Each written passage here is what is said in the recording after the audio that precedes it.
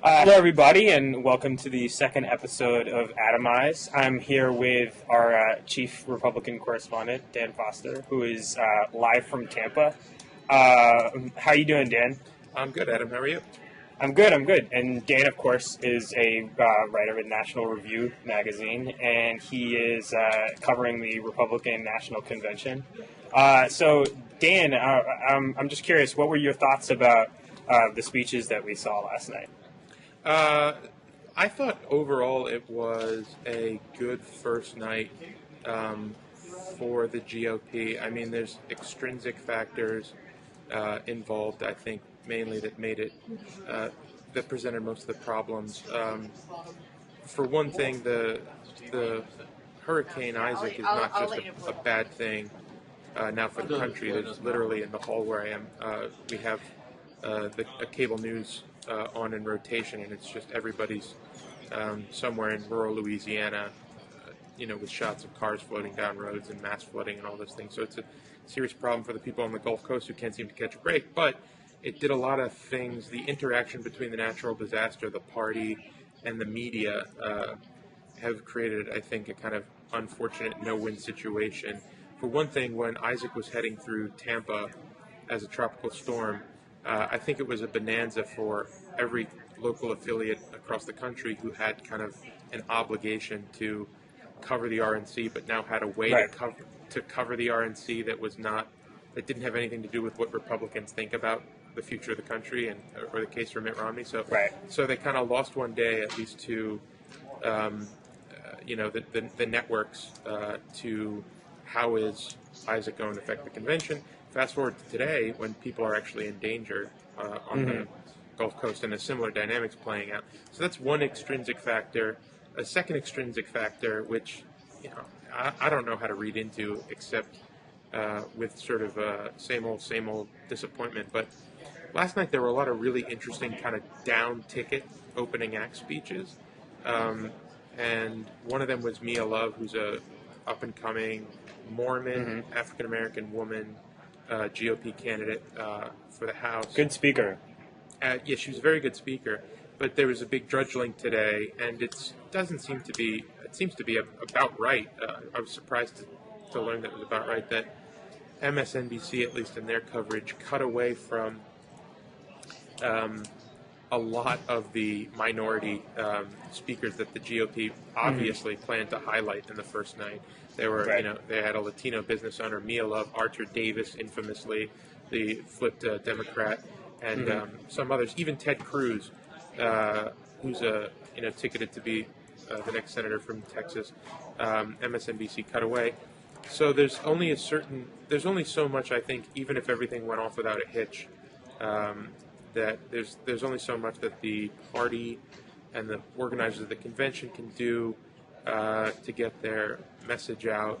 You still need cooperation from the media, and not to go off on a typical media bias rant, but it's definitely clear from the news networks, and Fox actually really wasn't any different. They had their takeaways as well, but they're just, no matter what flashes before the screen in front of them, they come to it with a prepackaged set of opinions about what the big storylines are and what what the takeaways are from night one.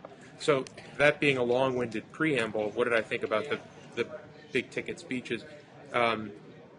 I think everyone here thought, with a few exceptions, thought Ann Romney knocked it out of the park. Her job was to, as has been said, and I think it's right, humanize her husband, but to do it in a broad and kind of not just dignified, but holding back a little sort of way. And that's why there was a very powerful line in her speech that nevertheless frustrated people, where she kind of has this defense of kind of noblesse oblige republicanism that makes you recall George H.W. Bush, where she says we don't talk a lot about some of the good things Mitt Romney has done as a human being because he knows that helping others is a privilege and not a political talking point. So that was a good line. But I know people around here who complained okay, that's a good preamble, but then you use that as cover to talk about all the good things he's done. You talk about whether it was those people whose boat capsized that he went out and rescued on his jet ski, or shutting down Bain to help look for a colleague's lost daughter. All the anecdotes that have sort of filtered through people who pay attention to this stuff, but might not be known by the median voter who is tuning in to an hour of coverage on the networks in prime time. So that was one complaint. Another complaint from my colleague Ramesh Panuru, which I thought was really funny, is that he just disagrees with the premise that Ann was supposed to go out there and humanize Mitt. He just thinks everything at the convention should be geared towards demonstrating that Mitt Romney's the guy to fix the economy. So his quip was that, he thinks Ann Romney should have gone out there and said, "My husband is a robot programmed to create jobs." Well, that's actually what I was going to ask. Yeah. Does Mitt Romney need to be humanized? Do you think this? I'm going to come out and say I think this is nonsense. I think it's bull. I mean, it's like funny to make like the Cylon jokes on Twitter or whatever, but I actually think I don't know if you remember, but in 2008. There was a candidate who people were constantly comparing to Spock, and they were talking about how he was a Vulcan and he didn't show any emotion, and why couldn't he feel people's pain like Bill Clinton? And this was like a total nonsensical meme. Of course, that candidate was Barack Obama, and he went on to defeat John McCain, the Republican candidate, by a pretty healthy margin. And I just think that first of all, I think like the media get stuck in like these sort of like narratives about what counts as humanizing, you know what I mean? And I think they actually don't pay attention to the polls very much, because if you looked at Barack Obama's polls, then they'd say Barack Obama understands the problems of people like me. I don't think that means that they're going to vote for him for president, but that was always kind of bogus. And I think it's actually the whole likability is one thing, but I think the whole humanized thing is actually overrated. I think your colleague's right in saying, if Mitt Romney could credibly convince everyone that he could create jobs, he could be a robot and it wouldn't matter. Yeah. I think the humanized thing makes for good copy, but is actually sort of stupid and meaningless. I wonder. I mean, I would say two things in response to that. I mean, you're right that that's the way that Obama was sold in 2008, or that's not sold, but that's the way that the media, or a big slice of it, chose to portray him, and even sympathetic sort of partisan media. Right. I mean, liberal reporters were saying he's like Spock. He doesn't know how to show emotion. And it's just it was just weird. Yeah, but it was just a thing that people said over and over. Yeah, but the thing about Obama in 2008, and I think you maybe agree with this, is that was one strand of it. But as Obama himself realized in his first memoir, years and years and years before he ran for president, he has this ability to be a blank slate onto which people project whatever it is they want him to be. And so I think that strain about him being too cool for school and too cerebral and not in touch with the emotional side of politics was competing for airtime with other personality profiles that were out there, other takes on his candidacy that focused more on the hope and change stuff and his ability to energize a crowd and be the ones that we're waiting for and all that stuff. So my short answer to that is that, yes, that was one thing that they said about Obama, and it didn't matter, but that's because the coverage of Obama was incoherent in a way that, and I don't mean nonsensical, I mean it was the kind of, in logic, if you have if you have a premise and its negation in an argument, then anything at all follows from that argument. Anything follows from a contradiction. So the coverage of Obama was contradictory in 2008, so you can kind of draw whatever conclusion you wanted to about whether it would work or not. The second thing I would say, just very briefly, just in a minute or two, is that I did this story on a focus group, Frank Luntz, the infamous Frank Luntz focus group, and I went and I sat behind double-sided glass and watched 23 swing voters, and if he picks his focus groups as carefully as he says he does, then there were some interesting takeaways from it. to keep in mind, I think 21 of the 23 people in the focus group had voted Obama in 2008, and only 2 were committed to voting for Obama again. So there were a lot of very open-minded people, but interestingly, almost all of them broke Obama in 2008. So he does the thing with the dial where they have the dial in their hand and he tells them to react, and he runs ads by them, and they're supposed to turn up and down the dial based on how persuasive he finds the ads. Now, the second most persuasive ad was Mitt Romney killed my steel plant, and people really that hit home for people. They thought the first-person testimonial aspect of the guy saying, "Oh, Bain made us build a stage so that the executives could come and stand on the stage and tell us that we were all fired." They thought that worked really, really well and was persuasive, and both Romney leaners and Obama leaners. But by leaps and bounds, more effective than that was the ad where it's an Americans for Prosperity ad where disappointed Obama voters from 2008 say things like, I really liked Barack Obama and I believed in hope and change, and I thought he was going to do a good job, and he just hasn't performed, and I still like him, but I just can't vote for him again.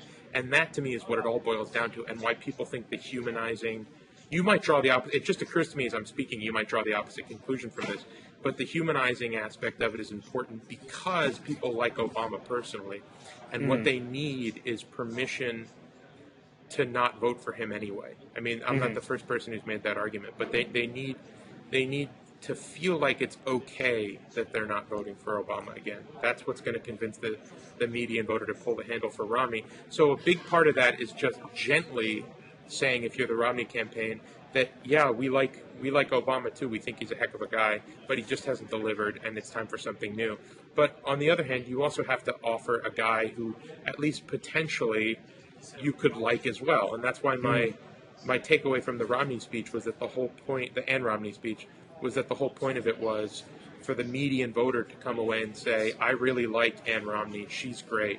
And you know what? If Mitt's good enough for Ann, I guess he's good enough for me. I mean, that was the dream takeaway from the campaign. So my question is, so Ann, everybody's been talking about Ann as sort of like a really effective surrogate. My question is, does Ann Romney humanize Mitt Romney, or does she humanize Ann Romney? Right. Like, just do people come away thinking Ann Romney's great, that doesn't might not translate to Mitt whatsoever. I mean, I don't know. I think it's an open question. I mean, I think certainly for a lot of feminist voters, Hillary Clinton gave Bill Clinton some serious cred. Maybe the same thing works for Ann Romney. Although I just don't think she's like as a person. I don't know that her identity is really that well known, or is like really that clear to the type of people that they're trying to reach. But I guess that would be my question: is whether or not it's possible for for one person to humanize another person. Yeah, it's interesting you brought up the example of Hillary Clinton, because there's a weird dynamic that happens where, and again, I saw this in the focus group, interestingly enough, about Hillary Clinton. There's a kind of a throwaway question about a series of questions about favorability of Hillary Clinton. You remember 92, 93, 94, around Hillary Care, the first term of the Clinton presidency, Hillary was a huge drag on Bill Clinton, and she was not especially popular. It was a long time ago, but I think she was consistently less popular than he was, which is unusual for a first lady. At least during the 93 healthcare debate, she was right. Well, she was at the center of that in a way that, like, most first ladies have not been in the center of a policy dispute. Exactly. So I think that we expect one sort of thing, for good and for ill. We expect one sort of thing from a first lady and another sort of thing from a politician. But that's why Clinton's such an interesting example, because in the focus group, and remember, these were mostly Obama 08 voters who are now, at the end of the day, after the 2.5-hour session, were leaning Romney. And they, almost to a man and woman, something on the order of 20 out of 23 or 21 out of 23 said that they preferred Hillary Clinton to Barack Obama and that they would vote for Hillary Clinton for president. So that's a huge shift, but it's also a shift of roles. We expect a certain thing from first ladies, and to answer your question, I think that's what it is. I think we expect to see in first ladies a reflection of why this guy, because in every case so far it's been a man, why this guy who wants to be president isn't just some sociopath. You need some sort of broad evidence that somebody's capable of putting up with this bullshit, and that's kind of what first ladies are supposed to do. Like I said, is it the most exciting role in the world from the point of view of feminist voters? Certainly not. But there is this. What's interesting for those feminist voters, though, is that there is at least not a glass ceiling there. That you can be a first lady, and you might not meet the expectations that the median voter has of how a first lady is supposed to comport herself. But then you can go on and become a politician and turn out to be very, very popular. So I don't think necessarily she can do the job of humanizing Romney, but it's one of those boxes that you have to check. I think if you're a candidate with personal problems like him, you have to trot your wife out there, and it helps if she's really articulate, attractive, and appealing, like Ann Romney is, and she makes, you have to check that box. You have to make a strong case that he's, capable of genuine human emotion. So that speaking of boxes to check off, that brings me to something else about the Ann Romney speech. So I think overall the Ann Romney speech was good, but this sort of Ann Romney's line about loving women was sort of from the perspective of like a lefty snarky person was like Judd Apatow level awkward. Yeah. And I think like that's in part because we have this perception of, and I think it's true as far as polling is concerned, of the Romney campaign having trouble with women voters in large part because of a lot of the issues that have come up over the past year or so. Most recently, of course, with Todd Akin, who said, women can't get pregnant from a quote-unquote legitimate rape. And I think, and obviously that comment was controversial enough that basically the Republican Party has withdrawn all institutional support from Akin, who's running for Senate in Missouri. At least for now, I think he still has a good chance of winning because the climate is so bad for McCaskill. And so I wonder how long that institutional support is really going to be gone, depending on his chances. But there was some discussion about that at the convention, right? Yeah, I've spoken to not one but two or three different high-ranking GOP officials about Akin, some off the record, some on the record. The best off the record comment that I heard was, there's only three people in the Republican Party who want. There's only three people who want Akin to stay in the race: Akin's wife, and Claire McCaskill. Right. So, and then on the record, National Review, we met with Senate Republican leader Mitch McConnell the other day, and he has to. This is a potential colleague, and McConnell is very, very careful. He's one of the more careful polls on Capitol Hill. He's one of the guys that you're least expect to give you anything juicy if you see him in the halls of the Capitol. But even he said that that his quote was, "The less said about this Akin mess, the better." And he described, by contrast to 2010, where he had some pointed words for folks like Sharon Angle. He said, in contrast with 2010, in 2012 in the Senate, we haven't Republican voters haven't selected an unelectable candidate with the exception of Akin. So those were strong words from Mitch McConnell, who, as you said, could still have Akin as one of his members when it's all said and done.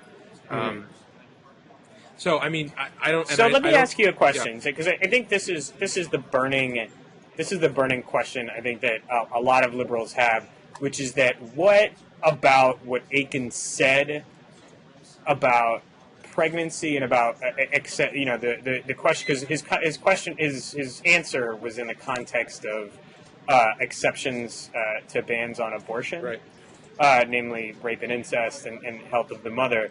And so, from the liberal perspective, the question is, what is it about Akin's comment that is so offensive from the Republican perspective? Right. Because a lot of liberals see Akin as having expressed really the sort of actual what Republicans really think when it comes to rape. I mean, I've certainly seen people defend Akin, even though his comments were, totally scientifically, if Blogging Heads viewers will forgive me the term, bullshit. Yeah.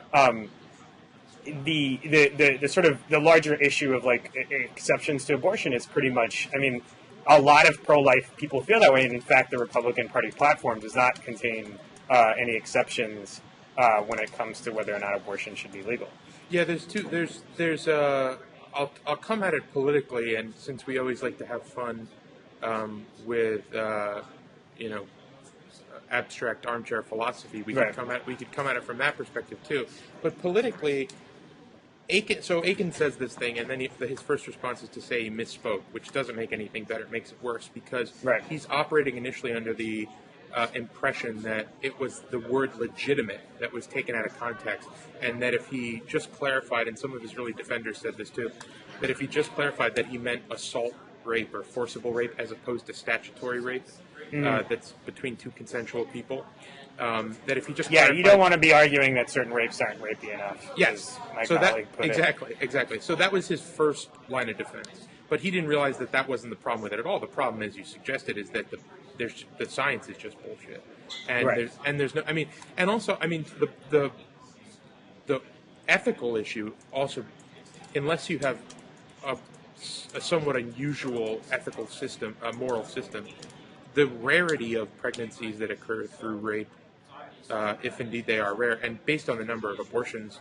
the number of pregnancies there are every year, even though... It's not that pregnancies from rape are rare, it's that they comprise a small number of the actual abortions performed each year. Right, exactly. But from an ethical standpoint, on the two, as it were, extremes, the two poles of the abortion issue, it's hard for me to see how the rarity of those cases are even relevant to the underlying moral question because the between ardent pro-lifers, ardent pro-choicers, the heart of the debate is about what sort of act an abortion is, not what are the circumstances that led to that act. I mean, that's and the exception stuff, life of the mother. Well, that's an interesting moral question. Rape and incest, also interesting morally, but I think if you want to have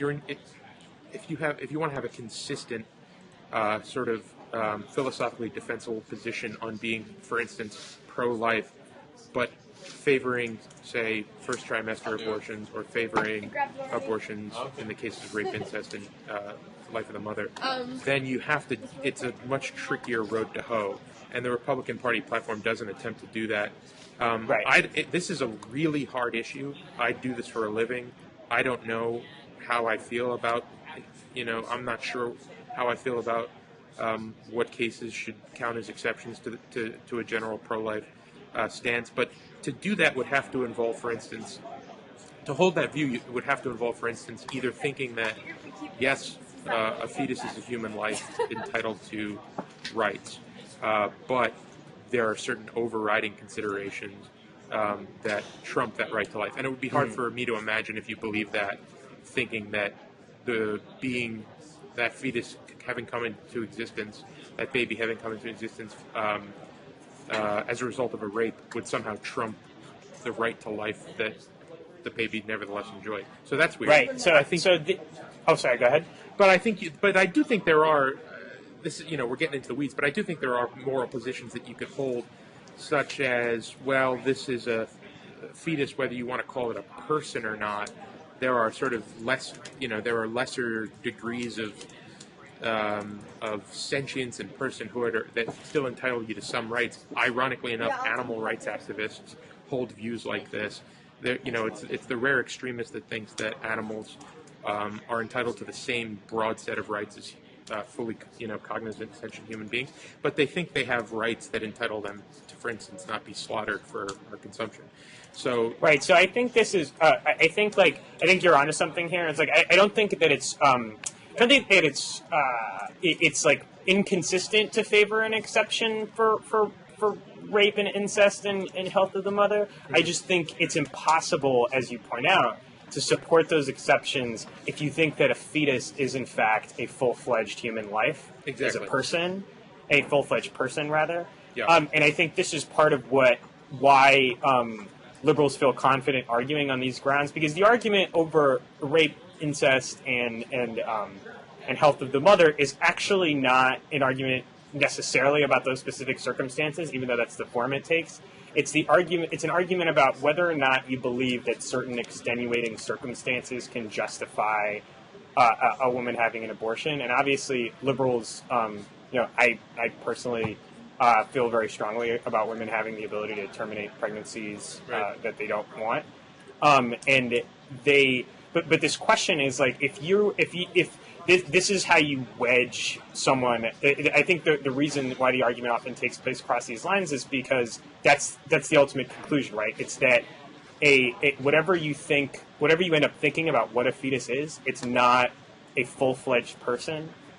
If you believe in that exception, and as a result, if those situations justify the ability of a woman to have an abortion, then there are other extenuating circumstances which also justify it, and then at that point you can start arguing that the state really has no business in discerning when those justifiable circumstances are. So I think that's part of why liberals feel comfortable arguing on these grounds. It's not just because of the sort of like people get really uncomfortable about the idea of forcing a woman to carry a pregnancy to term that was given to her, that was forced upon her by a rapist. It's also this question, this larger, the way it sort of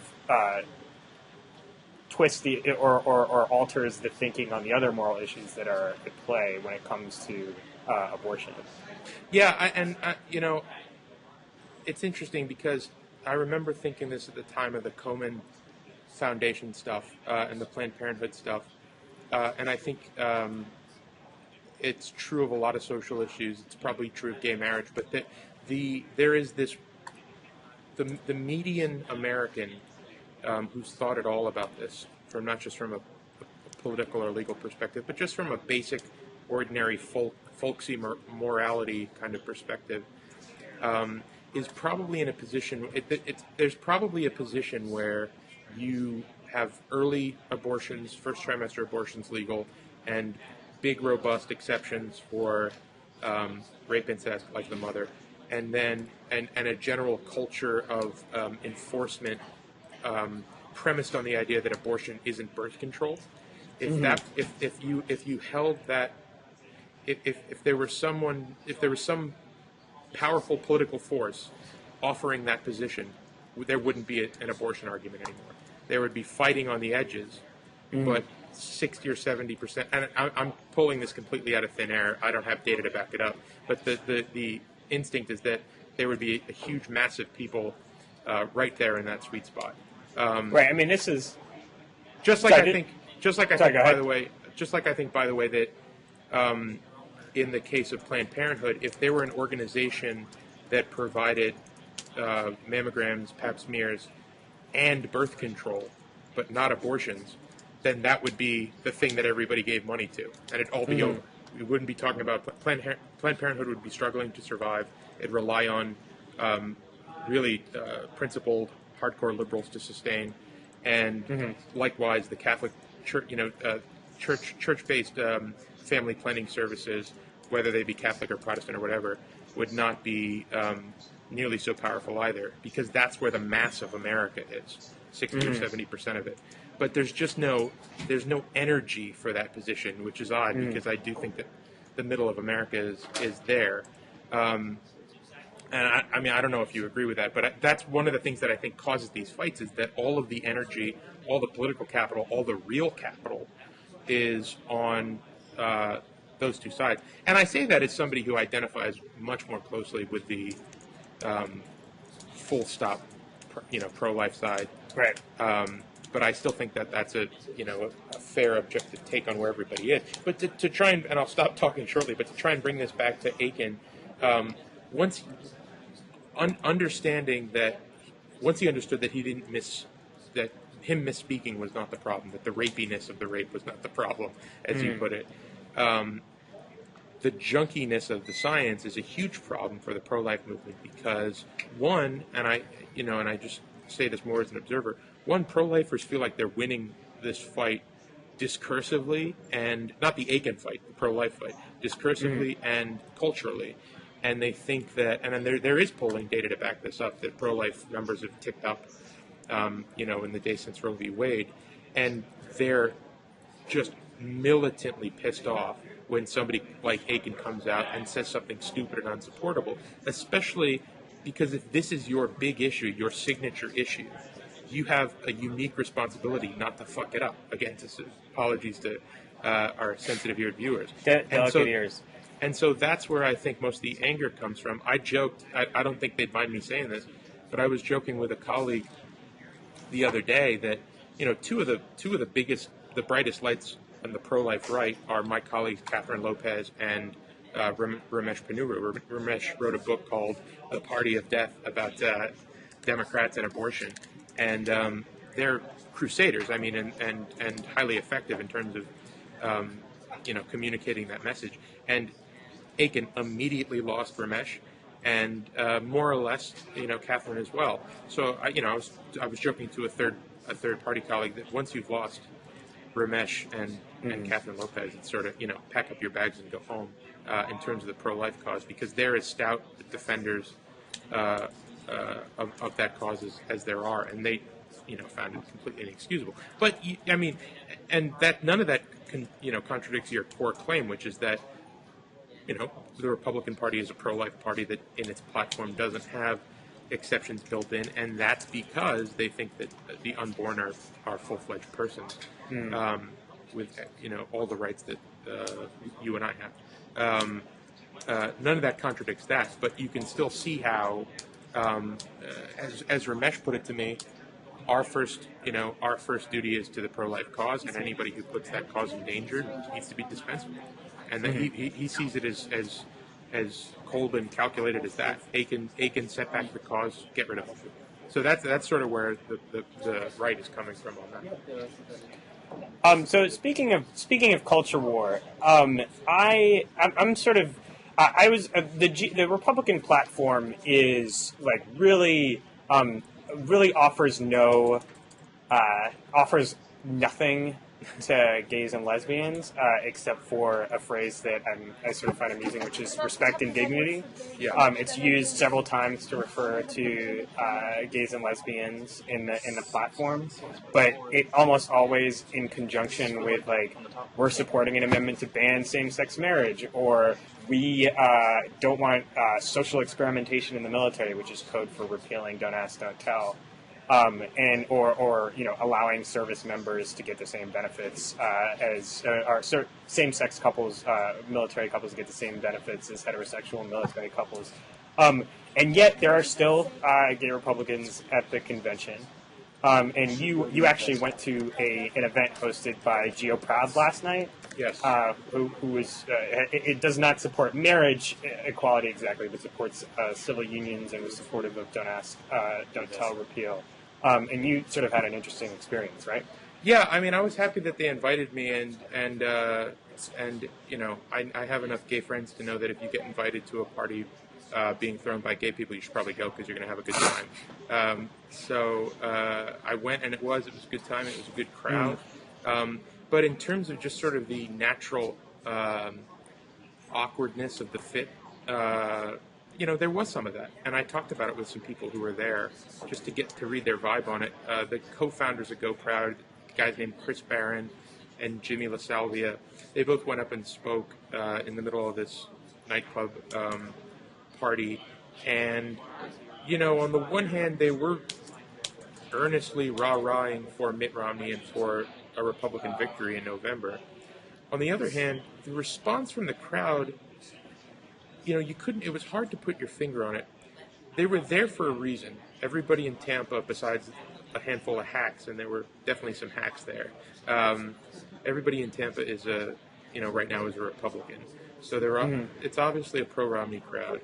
It's at least a plurality gay and lesbian crowd. And yet there wasn't an overwhelming enthusiasm at this party for Romney, and it's because of this 800-pound gorilla in the room. But I was reminded of that great F. Scott Fitzgerald quote about the mark of a first-rate intelligence is the ability to hold two opposing ideas in your head at the same time and still be able to function. And it definitely takes if you're a gay Republican, gay conservative, it takes for lack of a better word, unique kind of cognitive and philosophical makeup to be able to retain your allegiance to the party, to the philosophy, and your personal identity in this respect. But La Salvia, the co-founder, had a good line, and I put it in my blog post about it, that he said, I support civil recognition for gay unions. You all know that. But the Democrats want to make this election about social issues. And here's what I say to them. You can't get married until you get a date, and you can't get a date unless you have a job. And that got a pretty big response from the crowd. So these aren't just people who are willing to bracket off for the purposes of what they consider the bigger issues, fiscal issues, mainly is the sense you get. They're willing to bracket off the conflict between their personal identity and the social planks of the Republican Party platform, and get these bigger things done. And like I said, it's not a supremely comfortable fit. But you'd really be surprised to just talk to people at the party, especially some of the delegates. That was the really interesting thing. Is just talking to some guys who were delegates and who were gay, and who just were sort of unfazed, because they were unfazed by the apparent tension, because there was a way, first of all, if you know any gay Republicans, you know that they tend to be very traditional in their personal lives as well. I mean, these are people who want to settle down and start families. So they don't see any conflict between themselves and the party in terms of the broad shape of social traditionalism in that respect. Obviously, it's not exactly what most conservatives have in mind when they talk about traditional family arrangements. But they just I talked to a delegate from, I'll just say, the Midwest last night at the party, and he was just perfectly out gay guy from a rural town, older, some in his 40s or something, and a perfectly enthusiastic rah-rah booster for Mitt Romney and the Republican Party, and it just wasn't a problem for him. And see, I actually think this is an area. So my biggest example for for today about how Republicans are totally losing the culture war on this one is Ann Romney. And I don't know if you read this, but Ann Romney said in an interview that her favorite show is Modern Family. Now, have you ever watched Modern Family? I have. Okay, so that I found this really amusing but not surprising. There was a survey a couple years ago that said that Modern Family is the number 3 show among Republicans. Republicans really love the show Modern Family.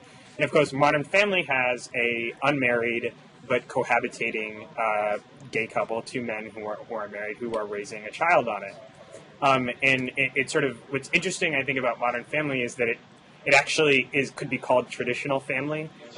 The family arrangements of Modern Family, and there are three families. They are super traditional. There is a breadwinner in the family, and there is a stay-at-home parent who takes care of the kids. Right. And this is true across all 3 families, including the same-sex couple on the show, who I might add, didn't actually even kiss until the 2nd season. I didn't know that they had even kissed. Yeah, they kissed on the 2nd season. It was sort of a little bit of a controversy. There was a Facebook petition and demanding that they do it. But the point is just that this is a show, and I think this is a show that puts a vision of a gay family that Republicans find it's so traditional and so conservative that Republicans can actually see themselves in it enough to enjoy the show. Yep. And I just think that there is just a matter of time before the affinity for characters like this sort of raises the inherent contradiction of opposing legal recognitions for people who you for sort of the real life counterparts of characters who you obviously like and relate to. And Ann Romney, I think, is a perfect example. Her husband is running. Mitt Romney opposes all legal recognition of same-sex couples beyond hospital visitation. But his wife's favorite show involves maybe the most popular and well-known gay couple in the country. Well, I think you're right, and I hate to rile you up before we have to go, but I think this will rile you up. I did a Blogging Heads a few weeks ago with Amy Sullivan, and she's a religion blogger and a very interesting, intelligent, and open-minded person on these subjects, and we were talking about Chick-fil-A, and that led into a conversation about the status of the gay marriage debate and about how gay marriage. We both agreed that gay marriage was inevitable. I've always held that position. Whatever else you think about it, it's going to happen. I made the case. I made the case that the comparison between gay rights movement and the civil rights movement should really piss off veterans of the civil rights movement, and I think it's an absurd comparison. And I've talked to many who don't think it's absurd at all. I'll just say that. But go on. But one of the reasons I said that was that I thought that there is not this institutionally entrenched culture of violence and frankly murder associated with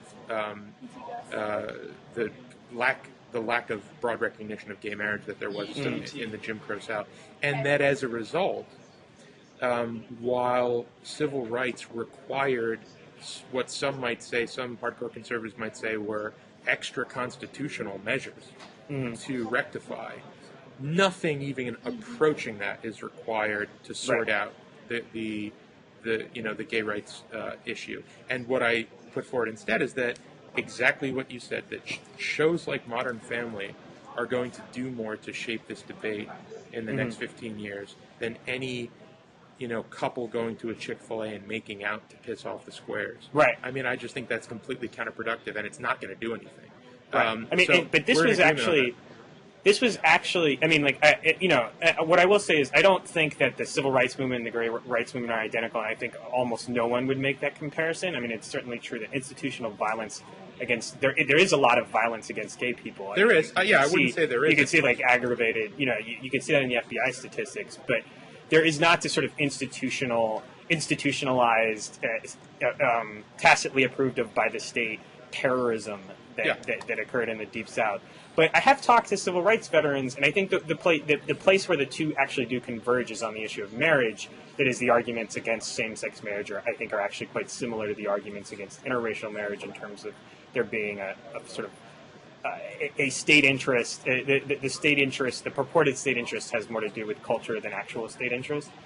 But I think that you're right about the sense that you're right about the fact that there's like this cultural change. It's not going to require as much legal or political there was so much it's not going to require the same kind of tremendous federal intervention that the civil rights movement took. I think you're right about that. But I will say that the civil rights movement was extremely conscious of like cultural perceptions of black people. That's why you look back and you see. When you look back at like the pictures of protests or whatever, you see a lot of people wearing suits, right? And they were very conscious of the image of like black people protesters in particular were very conscious of how black people were seen as the result of like hundreds of years of stereotyping, and so they were consciously worked to present themselves in a way that placed them at odds with whatever widespread perception of black people might be held by the people watching. And I think you're right that a show like Modern Family does a lot to subvert those expectations, certainly more to subvert them than sort of, making out in a Chick-fil-A, which I think is more of an act of vengeance than, against intolerance than an effective political protest. I will not hesitate to admit that one of the books on tape that books on MP3 that I booked for the flight down and for travel around here is Tina Fey's book. And she has and it's okay. I'm a 30 Rock fan. The book's not great, but you get the sense that she wrote a book because her agent told her, "Hey, it'd be great if you wrote a book. You could sell a million copies." But anyway, she has an anecdote about her father. She grew up in a somewhat rough part of West Philadelphia, and she said that her father, who I want to say it's Miles Davis. Her father once kissed Miles Davis on stage at a Miles Davis concert because Miles Davis used to call a girl up onto stage to dance with him, but it was an all-white show, and none of the girls in the audience was brave enough to go on stage and dance with a black man. So Tina Fey's dad hops up on stage, dances with Miles Davis, and ends up kissing him. If it wasn't Miles Davis, it was some other contemporary jazz legend. But anyway, she talks about how even though that was the case, her father was still an old school Barry Goldwater type Republican, and would say things like, if you see two black kids biking in from West Philadelphia on one bike, put your bike in the garage. And she described this as a pre-Norman Lear racial attitude. It wasn't that her father was racist, it's that there wasn't this sense that's inculcated into us by, highly culturally attuned works of popular culture, popular art, like All in the Family, where every interaction between the races is supposed to lead to some mutual enlargement of understanding and new appreciation of other people's points of views. I think that sort of over-the-top after-school special culture is not what does it either, and that's what you're talking about. A show like Modern Family, it's part of the fabric of the show. This same-sex couple, but it's not a very special lesson about the gays from these two characters, and that's part of what I think. It's better than that. It is. Yeah. It is better. It is a tremendously traditional family that just happens to have two dads. Yeah, and that's effective, highly effective. Well, with that, I think we got to close out because I know you're sort of in a weird situation. And I'm at 12% battery here in the hall. So I gotta go. Well, thank you so much for being on the show, and it was interesting as always. And have a good time for the rest of the week in Tampa. Thanks a lot, Adam. Thanks for having me. All right, take care.